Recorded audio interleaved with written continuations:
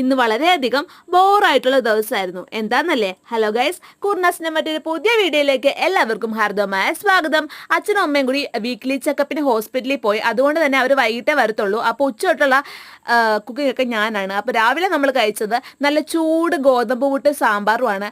പുട്ട് സാമ്പാറും നല്ല കോമ്പിനേഷൻ ആണെന്ന് ചോദിച്ചാൽ എനിക്കറിയത്തില്ല, പക്ഷെ കഴിച്ചപ്പോൾ സൂപ്പറായിരുന്നു ഗൈസ്. അപ്പോൾ അതൊക്കെ കഴിച്ച് കഴിഞ്ഞിട്ട് ഉച്ചത്തേക്ക് നമ്മൾ ചക്കുരു മെഴുക്കുവരട്ടി ഉണ്ടാക്കാമെന്ന് വിചാരിച്ചിട്ട് ചക്കക്കുരുവൊക്കെ തൊലി കളഞ്ഞിട്ട് വേവിച്ചെടുത്തിട്ട് ഒരു മെഴുക്കുവരട്ടി ഉണ്ടാക്കി. പക്ഷെ ഒരു അക്കിടി പറ്റിയെന്ന് വെച്ചാൽ വേവിച്ചപ്പോൾ കുറച്ച് കൂടിപ്പോയി. അതുകൊണ്ട് തന്നെ വൈകിട്ടത്തേക്ക് കുറച്ച് മാറ്റി വെച്ചു.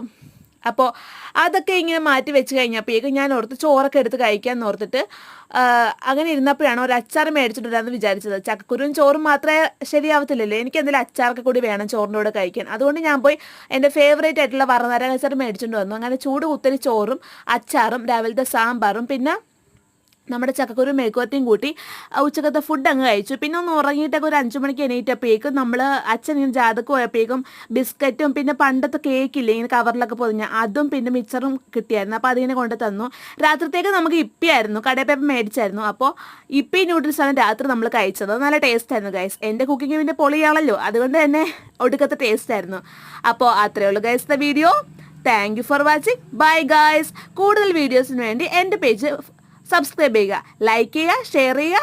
അപ്പോൾ അടുത്ത വീഡിയോ കാണുന്നവരെ ടാറ്റാ.